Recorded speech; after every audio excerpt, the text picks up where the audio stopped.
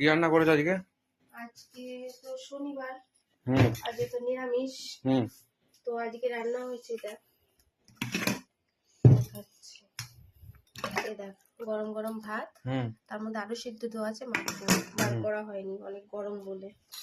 আর হচ্ছে কলমি শাক ভাজা, হুম কলমি শাক ভাজা, হুম আজকে বেশি ভাজা ভুজাই, পটল ভাজা, হুম আলু ভাজা, হুম আর আছে লেবু হুম আর শসা, হুম আর আছে এই দেখ এখানে মটরের ডাল, হচ্ছে শোলা কচু আছে না, হুম শোলা কচুর গোড়া দিয়ে করেছি, হুম খেতে খুব টেস্ট হয়। তো বন্ধুরা, এই পর্যন্তই ছিল আজকের মেনুটা। তবে একটা জিনিস তো দেখাতে ভুলে গেছি, আমের চাটনিও আছে, খেজুর, কিশমিশ, তারপর হচ্ছে কাজু বাদাম, আমসত্ত্বও দিয়েছি আমের চাটনির মধ্যে। আজকে সব কিছু মিলিয়ে চাটনি করেছি, অনেকটাই করা আছে যাতে 2-3 দিন হয়ে যায়।